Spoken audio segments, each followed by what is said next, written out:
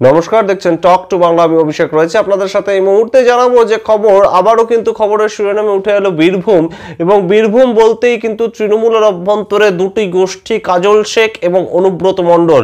আমরা একবার দেখি যে খুব ভালো সম্পর্ক দুই নেতার মধ্যে, আর একবার দেখি কিন্তু একদম ঠিক পরের দিনই দুই নেতার মধ্যে একটা দূরত্ব, একটা ব্যবধান তৈরি হয়েছে। এবং সেই ঘটনাটাই কিন্তু আবারও দেখলাম। কয়েকদিন আগেই দেখেছিলাম, আপনাদের খবরও জানিয়েছিলাম যে কাজল শেখ অনুব্রত মণ্ডলের পায়ে হাত দিয়ে প্রণাম করছেন, কিন্তু এবার আবার ছবিটা অন্য, একদম উল্টো দিকের একটা ছবি। তার কারণ বীরভূম জেলা পরিষদ এবং বীরভূম জেলা পরিষদের পারফরমেন্স নাকি খারাপ হয়েছে, এবং বিভিন্ন যে পশ্চিমবঙ্গে জেলা পরিষদ রয়েছে সেই তুলনায় বীরভূম জেলা পরিষদের নাম্বার 11 নম্বর। এবং সেই জায়গাতেই কিন্তু অনুব্রত মণ্ডল প্রশ্ন তুলেছেন, কেন বীরভূম জেলা পরিষদ যেখানে 1 নম্বর ছিল, 4 বার তারা রাষ্ট্রপতি পুরস্কার পর্যন্ত পেয়েছে জেলা পরিষদ হিসাবে, সেখানে কেন 2 বছরের মধ্যে বীরভূম জেলা পরিষদ 11 নম্বরে পৌঁছাবে? সেই প্রশ্ন যেই তুলেছেন অনুব্রত মণ্ডল, অমনি বীরভূম জেলা পরিষদের দায়িত্বে থাকা জেলা সভাধিপতি কাজল শেখ একদম সাংবাদিকদের ডেকে সাংবাদিক বৈঠক করে জানিয়ে দিলেন যে আঙুর ফল টক।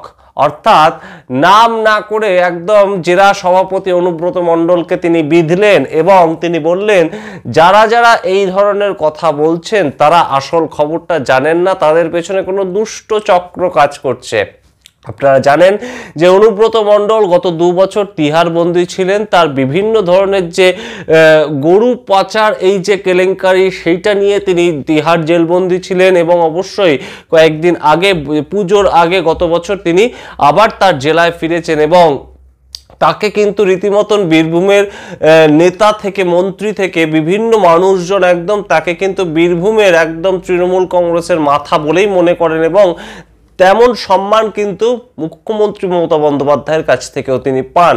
সুতরাং সেই জায়গাটা কিন্তু তিনি যখন ছিলেন না, দলের দায়িত্ব কিন্তু ছিল কাজল শেখের কাছে, এবং সেই কাজল শেখ কিন্তু গত যে পঞ্চায়েত নির্বাচন 2023 সালে, 2024 সালের যে লোকসভা নির্বাচনের 2টি সিট একদম বিপুল ব্যবধানে কিন্তু দুজন, যে অসিত মাল এবং শতাব্দী রায়, এই দুজন প্রার্থীকে জিতিয়ে আনেন। এবং তারপর থেকে কাজল শেখের উপর একটা আস্থা, কাজল শেখের উপর একটা ভরসা তৈরি হয়েছিল মানুষজনের, এবং গ্রহণযোগ্যতা বেড়েছিল তৃণমূলের অভ্যন্তরেও কাজল শেখের। এবং সেই জায়গাটা কখনো মতেই কিন্তু সহ্য করতে পারছিলেন না অনুব্রত মণ্ডল জেল থেকে বেরিয়ে আসার পর। এবং জেল থেকে বেরিয়ে এসে আস্তে আস্তে তিনি বাঘের মতোই কিন্তু থাবা বসাতে চাইছেন একটার পর একটা সেক্টরে, এবং সেটা নিয়েই কিন্তু দ্বন্দ্ব। একটার পর একটা জায়গার থেকে কিন্তু অনুব্রত মণ্ডল নিজের জায়গাটা ফিরিয়ে নিচ্ছেন, এবং নিজের যে প্রতিপত্তি সেটা কিন্তু আবারও বিস্তার করতে চাইছেন। এবং সেখানে আমরা দেখেছি